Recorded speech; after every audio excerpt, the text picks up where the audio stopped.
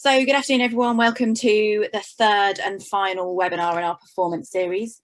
So today we're going to be looking at goal alignment. A little bit of housekeeping as usual. If you can pop your questions in the Q&A or the chat, I'll keep an eye on those throughout the webinar. I'll ask them at the appropriate moment, or we can wait and do them at the end. So first of all, a bit of background for those of you who don't know us, an introduction to MyPeople. So we're experts at measuring the psychological factors that affect team performance, and we're all about taking the guesswork out of teams. My name is Wendy Kilgannon. I am the UK sales manager here at MyPeople, and I'm joined today, as usual, by psychologist and MyPeople CEO, Christian Hughes. Hi, Christian. Hello. Just looking at that photo, trying to check out if I've the same sort of look on screen as I do actually in the photo. That'll do. My hair's grown over lockdown. That's yeah, I know. Different to me. You can chart the progress of lockdown, I think, by the length of my hair in these webinars. So we're really excited today to be joined by Nelson Derry as well. Hi, Nelson. Hello. Thanks for having me. So Nelson's an organisational and culture and inclusion expert, and he's a trusted advisor to leaders looking to unlock potential in their teams and organisations through building high performance cultures, behaviours and habits. He's also the author of a book, Rise of the 2020 Leader, Entering a New Era of Trust, Purpose and Inclusion. Really excited to have you along, Nelson. Oh, thrilled to be here. Thanks for having me. I think it's me kicking things off today. Just a quick recap on this series and what we've been talking about. So we focused on three key areas of the employee experience that can be enhanced using data. And every point in the employee journey, there are opportunities to increase team performance using data, but we focused on three specific areas: goal alignment, personalised training plans, and enhancing recruitment approaches. So to give you some background on this and why we've selected those areas, in GB cycling, which is a number of our teams back experience in the past, from the moment a young rider comes out of the young rider program, there is information gathered during that process on their nutrition and their health and how they performed, where they struggled, where they didn't. And that information is gathered, analysed, and then fed back into the journey of future young riders coming through the program. That's also the case in England Rugby, where a lot of our team also worked, where there's a player database that holds masses of information from player well-being, training methods at club level, injury rehabilitation plans, nutritional plans, and all of that data is used in the onboarding of the new players into the England environment. So when they come out of their local clubs and come up to the national playing team, there's often a different style of play, and the whole focus of that data is to get players into the national environment as quickly as possible. So speed and efficiency become the sort of core drivers of why you're using the data. In business, we capture huge amounts of data in the recruitment cycle. When a new starter joins an organisation, we have performance and goal management approaches that capture data. But very rarely is that data fed back into the recruitment process to enhance the speed at which we can attract talent and which talent we want to attract. Very rarely is that data used to enhance onboarding processes. And very rarely are sort of the goals that are targeted and achieved monitored and analysed to see who's achieving what and why, so that we can improve goal setting in the future. So this series is all about using data to improve parts of the employee experience and ultimately improve the organisational and team performance. So alignment is the key to any success, and the most effective organisations build a collective sense of shared purpose, and they connect each individual to the mission of the larger team. Teams that have a sense of shared purpose and collective effort over that individual effort are the happiest, and they are proven to perform better over time. And this manifests as alignment of efforts and focus. For an organisation, it means that everyone's pointing in the same direction. I don't know if you've ever heard the story of when President Kennedy visited an NASA Space Centre and he asked a janitor, "What are you doing?" And the janitor replied, "I'm helping to put a man on the moon, Mr. President." Everyone from the lowest person in the organisation, the boots on the ground, were all helping to put a man on the moon. No matter how large or small the role, employees need to understand how they're contributing to that larger story within an organisation. Finding meaning and creating a shared purpose is essential to unlocking performance and goal achievement. So in our last webinar series about trust, we talked about the biggest factors that affect team and impact team performance. trust, and the main three contributors to team trust: relationships, behaviours, and shared purpose. Specifically, how in larger organisations, sometimes it can be difficult to see how an individual goal or objective are connected to others and relate to the bigger picture. If an individual can't see how what they're doing is impacting the wider company goals, and it doesn't motivate them at an individual level, there is less ownership of the goal, and the likelihood of hitting it is decreased. So this is an area that Nelson has real life experience of, and we'll hope that you're going to be able to take away some key learnings and while he imparts his knowledge today.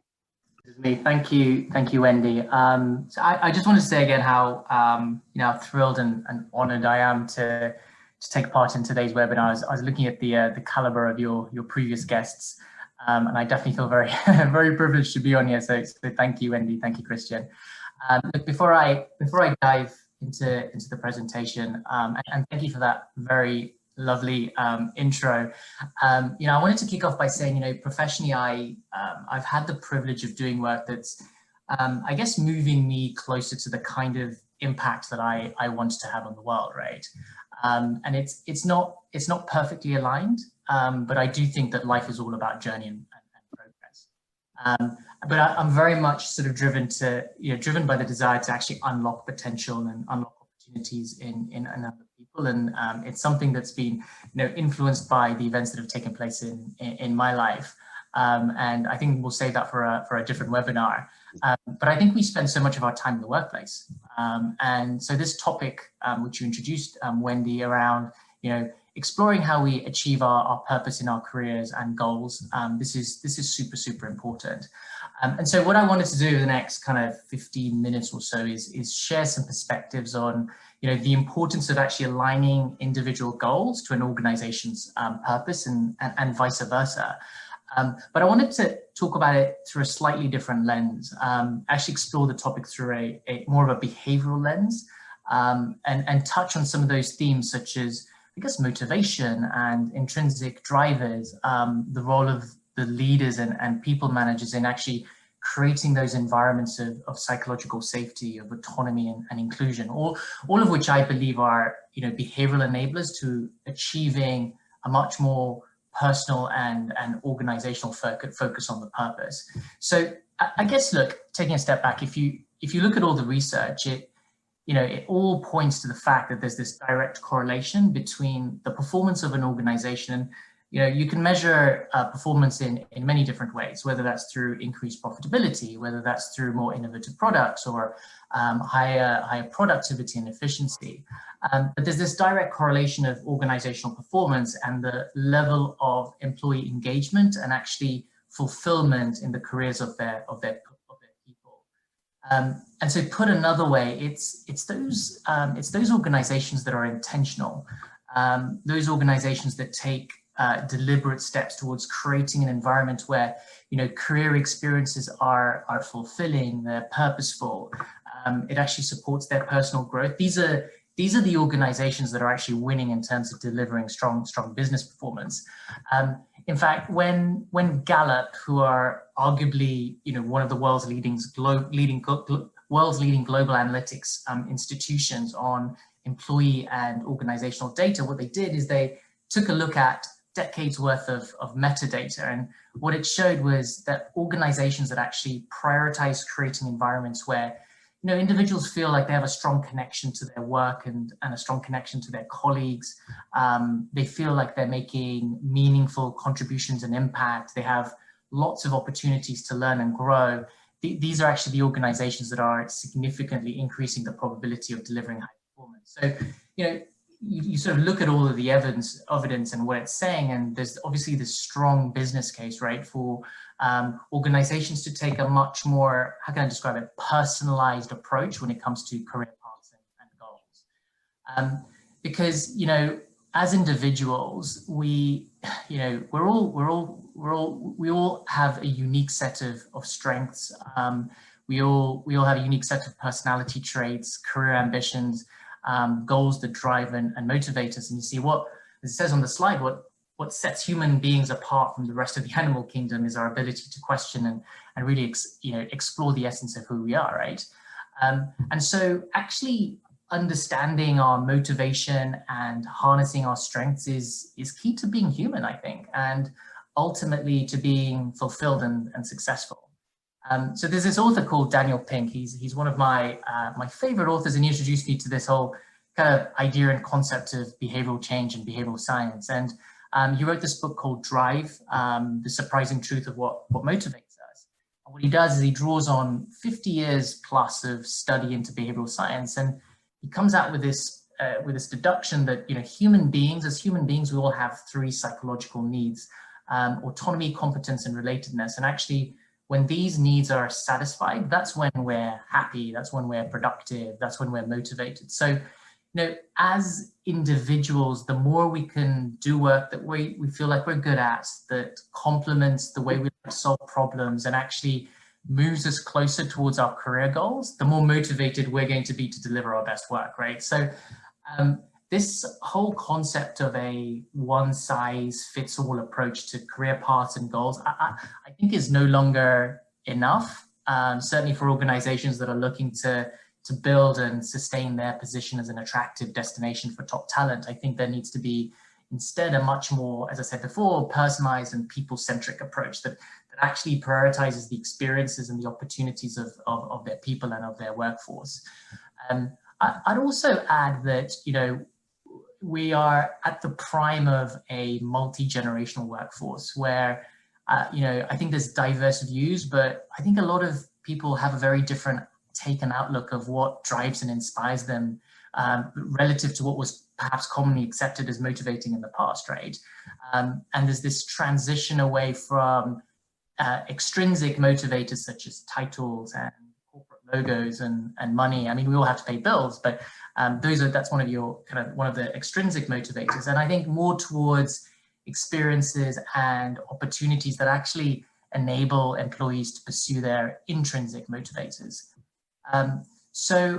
You know, as a leader, as a people manager, I think the more that, you know, career goals and experiences can actually lean into the intrinsic motivators of our people, I think the more engaged, the more productive, the more fulfilled people in the team will be, and ultimately unlock the performance of the team in general. And there's lots of things that drive people for different reasons, but some of the, you know, intrinsic motivators that one can explore is, you know, how do I set up an environment where the problems that my team are solving find enjoyable and they care about. They're doing work that they're good at, it leans into their talents, but actually gives them the opportunity to grow and to develop both professionally and personally. They're able to make the impact that they want to have on the world. They're able to bring their full authentic selves. They're able to feel that sense of belonging. And I love this one, which is be able to have a successful and fulfilling career, but also have a successful and fully fulfilling personal life, right?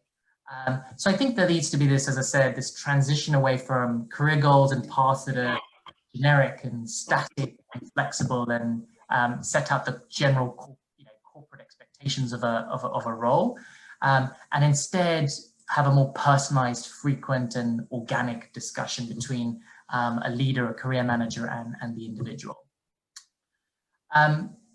So I think it goes without saying, you know, leaders and managers play a critical role as influencers on the careers of those people under their care, and they really do have a real responsibility and a duty of care. And I think it was Spider-Man's Uncle Ben that said, "With great power comes great responsibility," which means, you know, if you have the privilege and the power of having people under your care, then you have a responsibility to ensure that, you know, you're taking the time to actually understand each individual on their teams, and also trying to identify the work and opportunities that actually is going to play to their natural strengths and actually contribute to their future goals. Because, you know, as I said earlier, unlocking the intrinsic motivators of individuals will subsequently unlock performance in those individuals, and then collectively unlock performance in their teams. And if you look at it at a macro level, unlock the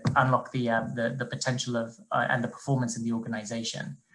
Now, what I would say is that, you know, whilst leaning into intrinsic goals of an individual goes a long way, I think it's equally important that the conditions and the environment is set for those same individuals to actually be able to do their very best work. And I think there's lots of ways you can do that. And again, another one for a separate webinar. But I did want to just pick on 3 areas which I think managers can lean into when it comes to the right, creating the right conditions for people. And the 3 areas are autonomy, psychological safety, and inclusion. So if we start with autonomy, I love this quote from George S. Patton, which you can all see, which is, "Don't tell people how to do things, tell them what to do and let them surprise you with the results." So in behavioral science, there is what's known as the autonomy bias. And it tells us that we have this innate need to be the agents of our own lives. So in the context of work, autonomy is actually the ability to direct your approach to work and to your career path. And I think that a key behavior that's required to actually unlocking autonomy is trust, and a core component to trust is vulnerability. So I think part of it's about reevaluating and reimagining some of those traditional areas of control, right, in the workplace. And that could be through, how do you prioritize outcomes and results over hours worked? How do you create flexibility on where and how work gets done versus this one size fits all of everyone needs to work on, around these specific hours? And how do you replace micromanagement with coaching? Because, the more autonomy you give, the more you might just be surprised by the results that you see. The other aspect which I mentioned is around creating environments of psychological safety, right, within teams. For those of you who aren't familiar with the concept of psychological safety, it's a term that was coined by Amy Edmondson, I believe, and she's a prominent leadership professor at Harvard. And it's this whole idea that of creating a work climate where individuals believe that it's expected and it's actually valued to speak up with work relevant ideas, to be able to raise questions, to be able to raise concerns, and and God forbid even be able to admit mistakes. And so individuals really feel like they can bring their full selves to their work, to their goals and their careers. And so career managers that are bringing psychological safety are actually going a long way in terms of promoting a healthy relationship with failure, which in turn I think encourages a growth mindset and resilience, all which are critical elements, right, when it comes to unlocking individual performance, but also team performance. And the final kind of aspect I want to cover off was inclusive environment. And, this is something that's just never been as important as it is today.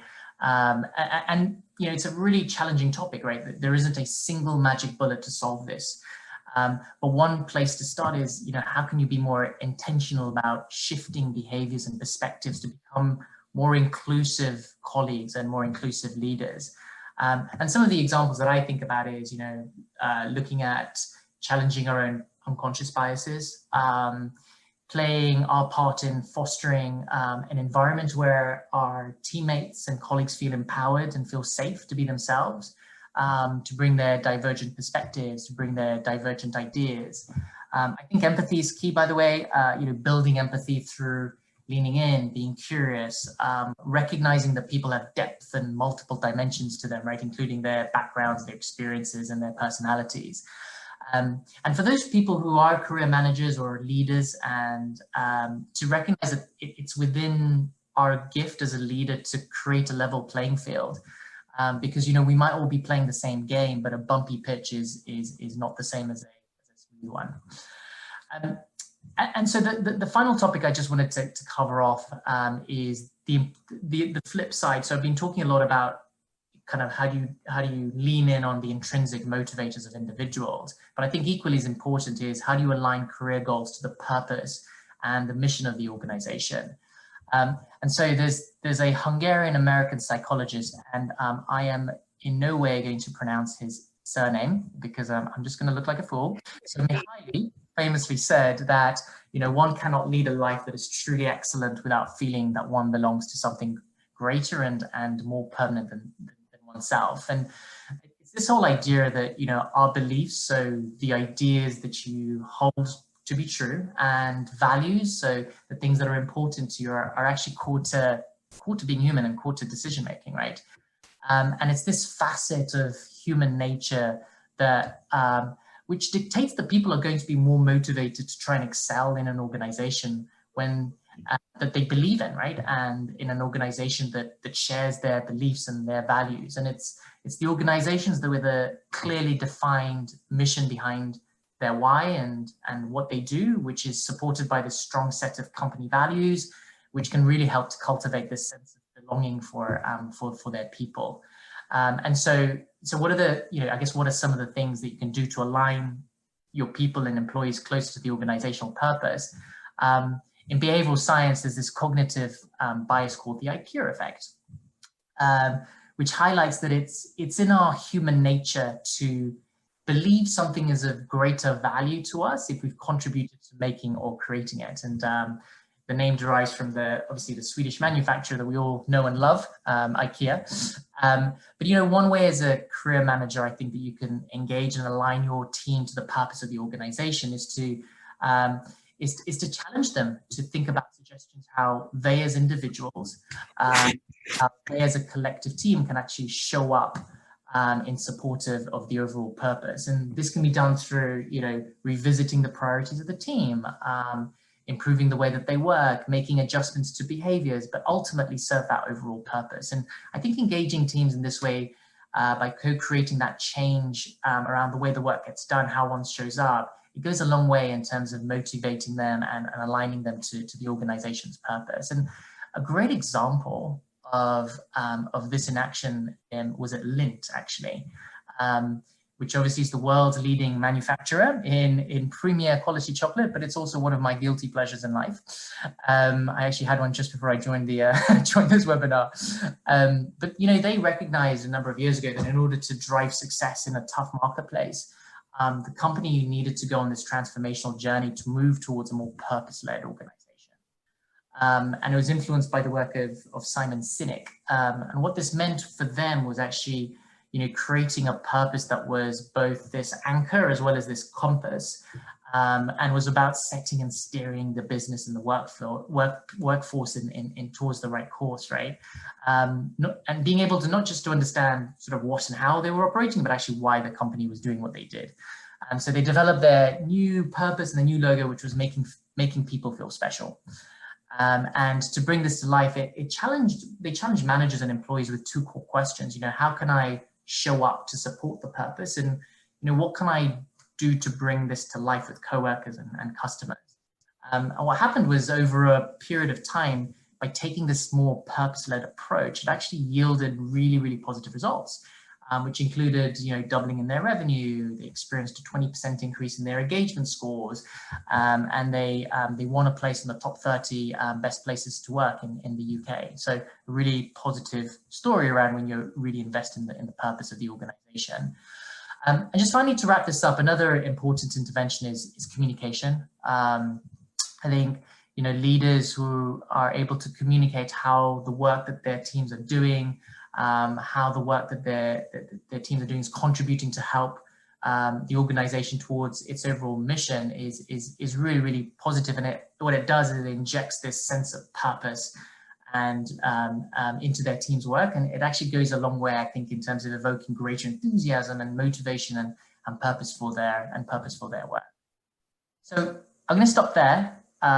Thank you for listening. And hopefully that was helpful and made sense. So essentially, how do you put this into practice? So we've seen things in the past around cascading parent and goals and parent and child goals, linking that goal that an individual is being asked to do to something that their manager is being asked to do, which is linked to something their manager is being asked to do, and so on, up to an ultimate organisational goal.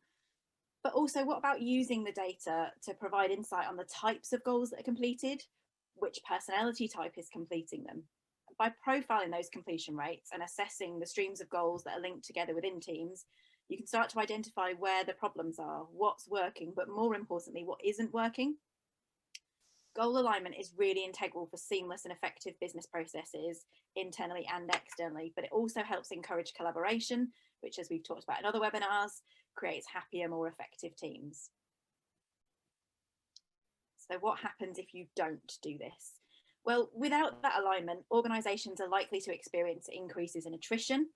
They're not going to have any sense of performance other than individual opinion, and there'll also likely to be a decrease in goal achievement. There's a real danger that teams will work independently on their own goals, therefore forming silos.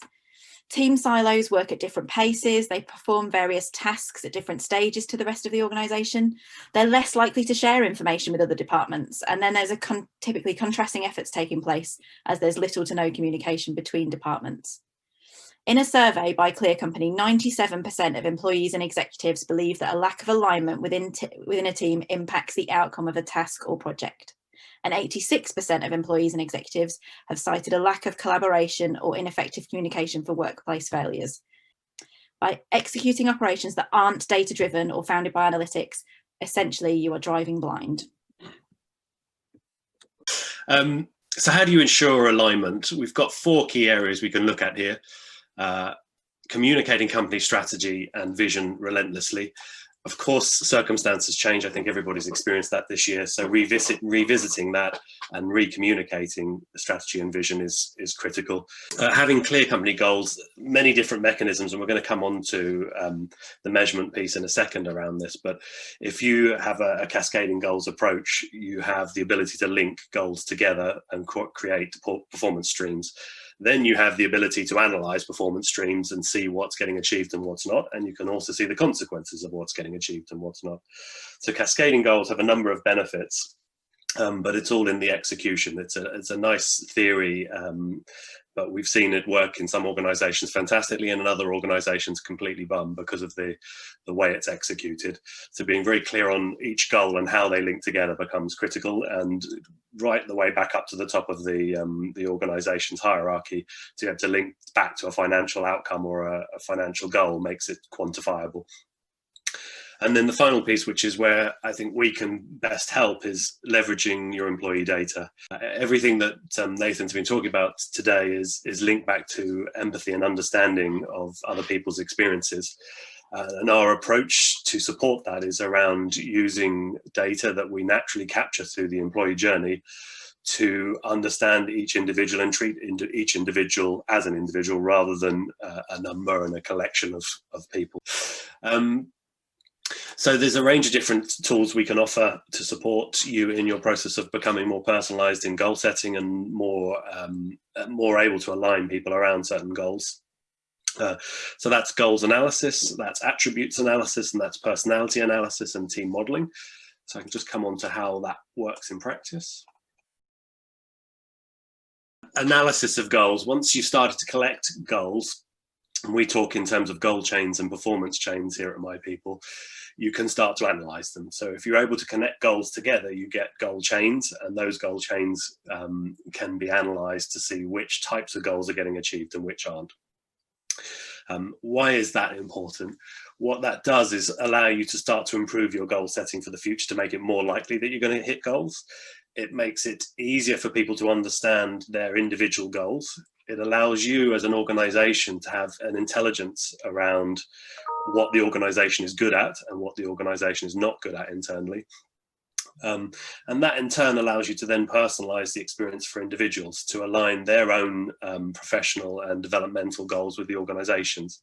So that might come in a range of different formats. That might be understanding the attributes of each individual and the attributes of a team and where you'd like that team to develop. Or it might be on personalities. So there's many different ways of looking at individuals and looking at them within the context of the team, but you can start to cross-reference what type of personalities hit which type of goals. And that just enables you to personalize and understand their intrinsic motivators more easily and provide the alignment that Nelson was talking about earlier. Equally, you can look at this from a job perspective. What type of roles are hitting what type of goals? It's very common in organizations where there are number-based targets and number-based goals. So I'm thinking specifically sales, for them to have a sort of measurable goal process. But once you're talking about departments that don't perhaps have as direct goal measurements with a customer, so perhaps marketing or logistics or operations or going all the way back through the organization to finance, it can be harder to know whether those goals or how those goals are impacting the total organization. And that can lead to an individual not feeling like they're connected to the organisation. That I've certainly had plenty of experiences working with finance teams and our own finance teams whereby they don't get a sense of how their work is impacting the customer, but there is a performance chain from the finance person through to the marketing person, through to logistics, all the way through to sales that impacts that customer.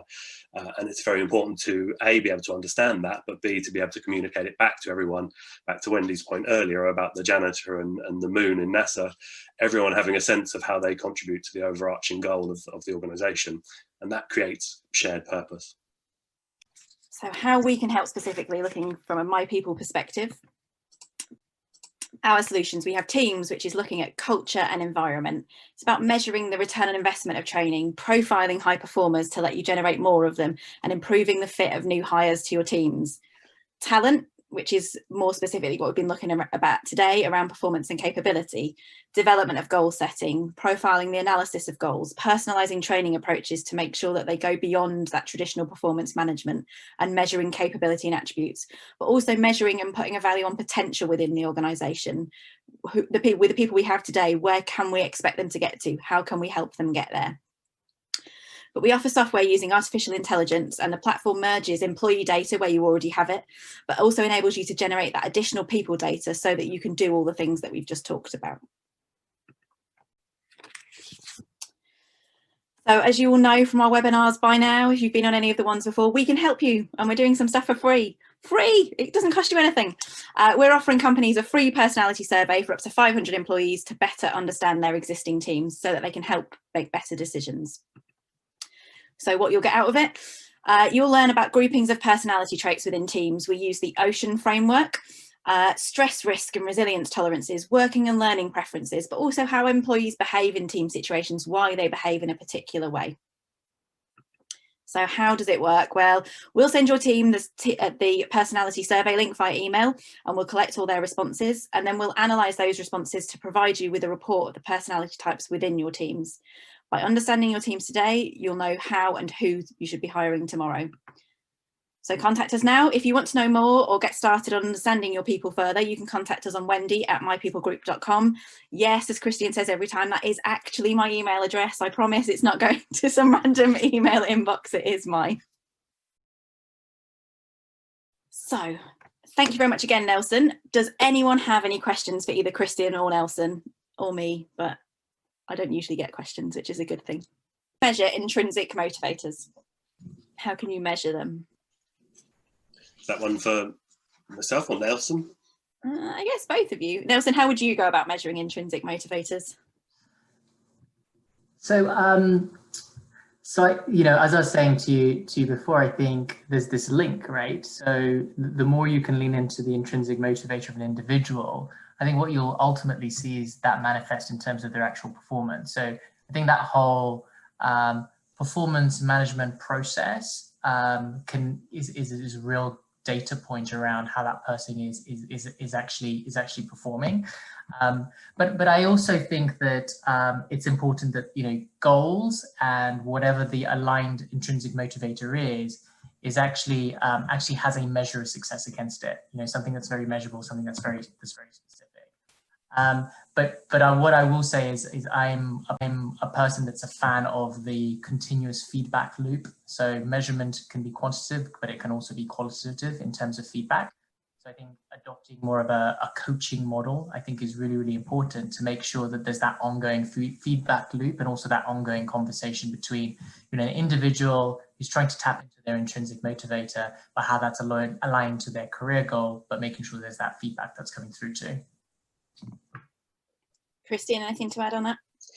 Well, I mean, I don't know the psychological material on intrinsic motivators. I don't know whether there's any particular psychometrics that do that. I'm sure there are, and if there aren't, then I'm sure we can support and help on that one. But some of that, while some of that might come from measurement, some of it comes back to old-fashioned conversations and sitting down and understanding, you know, who you're working with. And it might not be as simple as asking them, you know, asking an individual, what are your intrinsic motivators? Because if someone asked me that today, I'm not sure I'd be able to give a good answer. it's something that I think if you are empathetic as a leader, you naturally gravitate towards. It comes out in conversations. So I think it comes back to simple communication. Yeah, I'll just add that, early on in my career, I had this fantastic manager who did a lot of what you just described, Christian, around being empathetic, actually leaning in, being curious about who I was, what drove me, what motivated me. And he very quickly realized a couple of things about me. The first thing was I had this ability, I guess, to take quite complex concepts and make it accessible to others. So I was working in financial services, working in banking, where we were doing lots of complex transactions. But he also realized that I was someone who really got a buzz out of helping others unlock their potential. And so what he actually did was he put me in charge of new joiner induction and training, which I was like, why are you adding that to what's already a very, very busy plate that I have?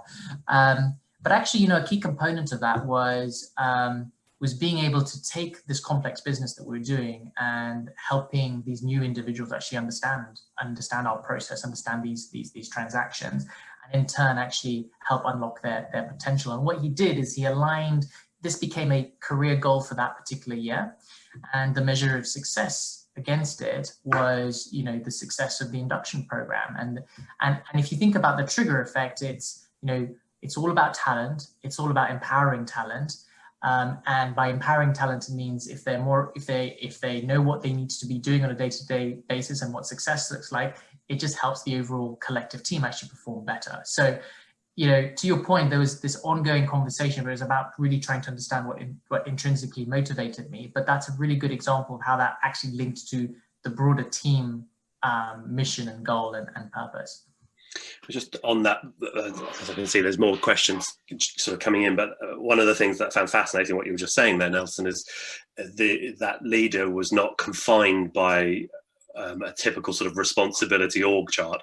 I think when people talk about entrepreneurial businesses, part of the necessity of an entrepreneurial business is because there's not enough resources for people to be doing jobs and activities that are outside their normal role duty.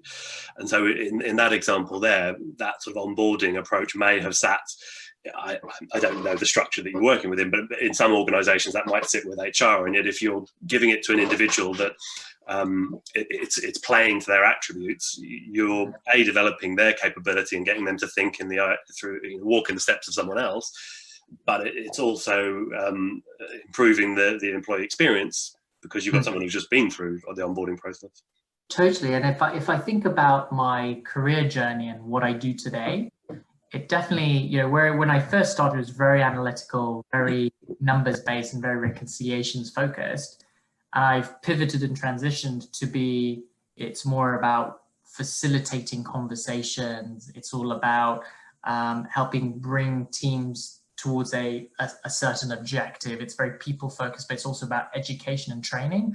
So actually had that individual not recognized that early in my career, it gave me a slice of an opportunity to do that.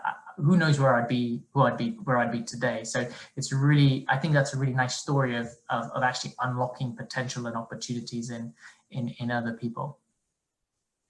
So we have got another couple of questions. Dave, I can see yours about the Liverpool question, and we will come back to that in 1 second. It's a genuine question, and it is a good question. But just to follow on from that intrinsic motivators one, there's one here. What happens if our company goals don't align with an employee's intrinsic motivators? How can we set motivating goals and ensure they're hit? Yeah. Should I go first? Yep, go for it. That's a bit controversial, but I personally think that as an individual, if you don't truly believe in the impact of what your team or organization are trying to make, then you may want to explore whether in the long term, that's the organization that you want to be part of in the long term. That said, what I will say is that, and I'll go back to the IKEA effect, where to try and get sort of closer alignment between kind of your goals and the purpose of the overall organization, I think it's about exploring, not dictating, but exploring how the approach that you bring to your work and how you can show up is actually aligning to the mission and the purpose of the organization. So again, it's definitely a conversation, but it's about, okay, so this is where we want to be in 2 to 3 and 4 years, or whatever the case might be. How can you show up to help contribute to that purpose? And how you show up can manifest itself in the skills that you're using, the impact that you're having, how you're working as a team, or whatever the case might be. So I really like the IKEA effect of trying to bridge that gap between the two. That's good. So just returning to the Liverpool and Van Dijk question. So it is a serious point. What will Liverpool have done with their analysis, and what will they have done previously to prepare for this situation, a loss of essentially a critical team member, which is something that can happen in businesses, you know, at very short notice, if someone resigns or if someone is, you know, unexpectedly off sick. Obviously at the moment that seems to be happening in various businesses. We were talking before the webinar about kids being sent home from school with, you know, sort of 2 weeks isolation and things. So how can Liverpool have prepared for that, and how can businesses prepare for that kind of loss of a major team member? Me, I'll start off and then hand over to Nelson.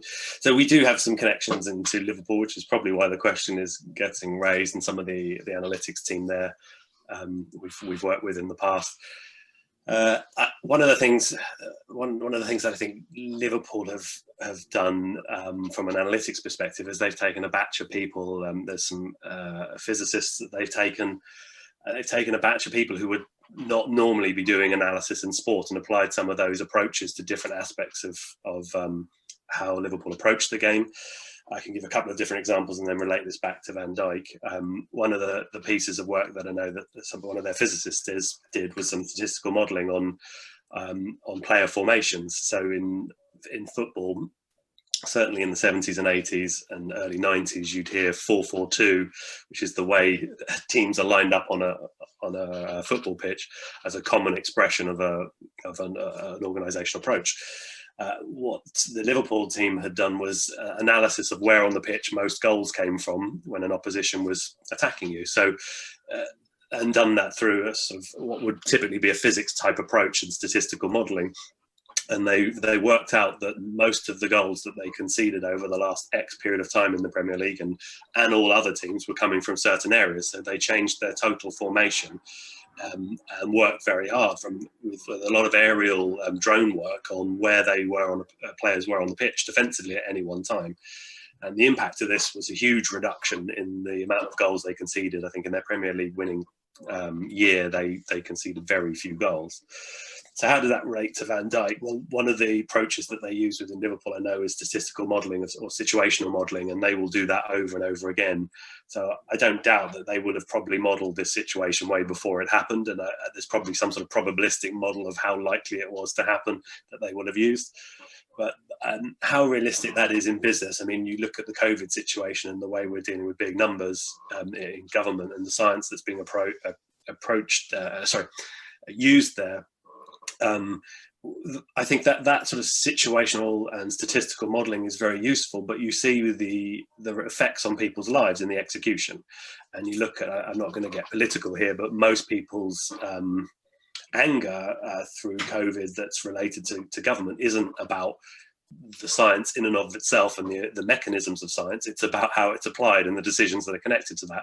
And so I sort of draw a parallel here with business in that some of the techniques from sport can be naturally taken across, and you may want to model how a team would survive without an individual, and we can certainly help with that with some of our software. But ultimately, what you do with that information and how you communicate as a team, and the sort of freedom of that team to voice its fears around someone leaving, and the impact of that is going to be as important, if not more important, than the modelling piece.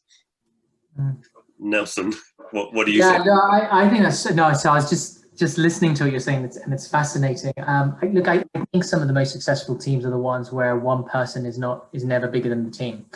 And it's funny throughout all of our careers when you're part of a high performing team, and then the individual that you think is the highest performing, they leave and get a new job, and you think the world's going to fall over, right? But actually you find out that, you know, it kind of opens up some interesting spaces for other individuals within the team to actually step up and show their true colors for the purpose of the overall team, not for any particular individual. So I think, you know, sometimes, you know, what comes out of what seems like a very negative situation can actually create opportunities for other people.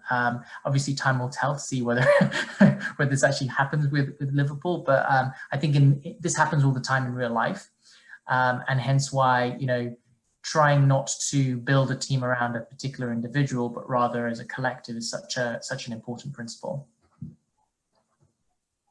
Yeah, all I can think of now, Christine, is your chicken story. I try to insert this into most of our webinars. But this, I'm sure you've heard this one, the super chicken story, Nelson.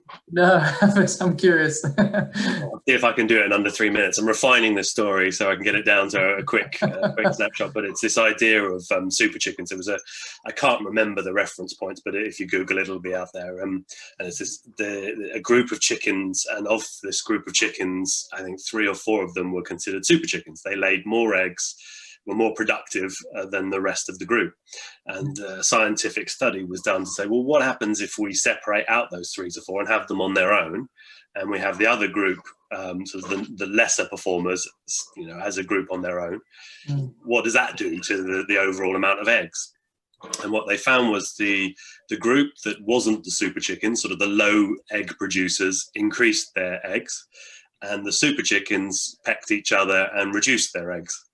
And so the sort of story or the narrative that they took away from this was that there is an effect where high performers or perceived high performers can sort of suppress the actual capability of the group, because everyone starts to rely on them. Or, I mean, I don't have any understanding of chickens' communication patterns, but just the idea that the group could actually deliver more if those high performers aren't there is probably quite an interesting concept. Love that. I'm going to be using that. I think we're going to make this the last question because it's 10:02 and we've had a kind of 10 minutes questions, but this is a really interesting one because I think we hear a lot about psychological safety and kind of, you know, Google talk about it and Google do it and this sort of stuff. But do you have any practical tips for creating psychological safety in teams? Like, it's great and we all understand that we need to do it, but how do we do that and how do we measure it? Yeah. Should I take this? I'll start. So I think there's a few ways. I'll talk about 2 of my favorites. One which is around ensuring all ideas are heard and evaluated equally, and the second one is around how do you replace skepticism or blame with curiosity.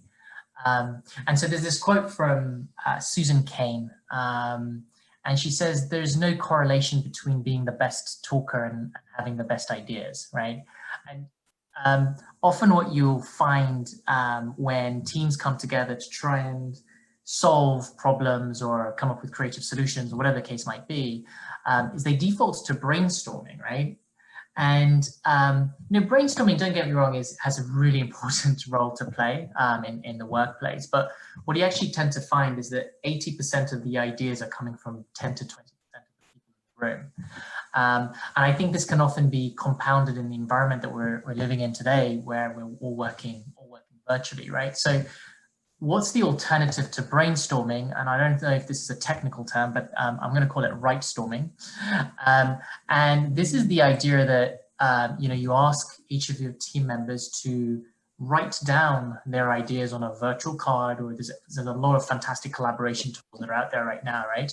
And then actually, and do this anonymously as well, and actually discuss each of the ideas on its own merit. And the impact will be, A, more voices will be heard, B, more ideas will bubble up to the surface, and actually you create this kind of whole concept of democratizing the ideas. So I think that's one way. I think the other way is replacing blame with curiosity, and I think I think this is really important, particularly in high pressure situations where there can be a tendency for fuses to be short, right? What can sometimes happen in those hairy moments is there's a lot of finger pointing that might take place. And you know what, the alternative to finger pointing and blame is actually being curious. And one way of doing that is actually being a bit more deliberate about the language that's actually used. And so, when you have unwelcomed news or difficult situation, it's about, how do you say, tell me more? How can I help or support you?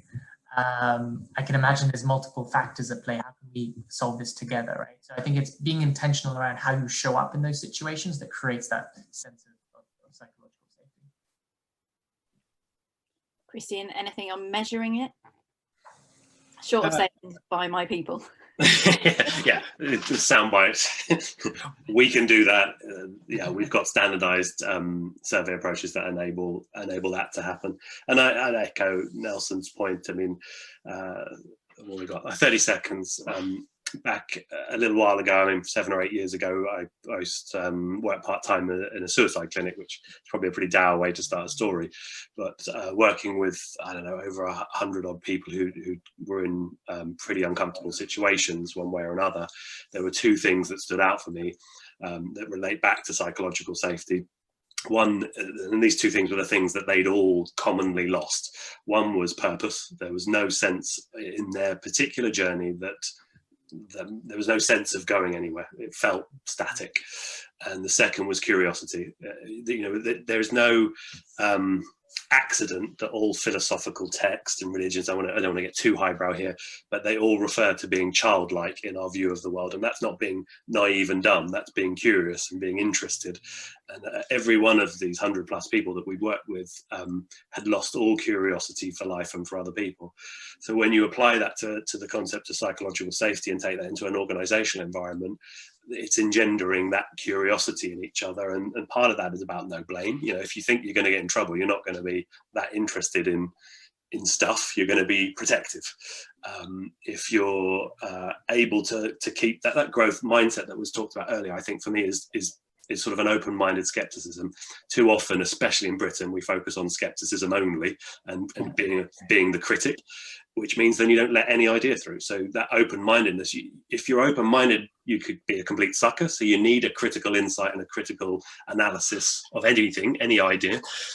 But you need both. You need that sort of open-minded skepticism, which I think comes through in conversation as, tell me more, what's that about? How's this happening? What's going on here? It's asking questions rather than telling. Done. Great. All done. So thank you very much, both of you. Thanks everyone for your questions. If you do have any more questions that you would like answered, if you send them through same email address, I will get the guys to answer them on email. Otherwise, as we said, if you wanted to get more visibility of your team and do the free personality survey, do drop us an email, wendy@mypeoplegroup.com, and we can get that sorted out for you. Thank you very much. Thank you. Thanks, guys. Thanks, Nelson. Thanks, Wendy. Thank you. Thanks, guys.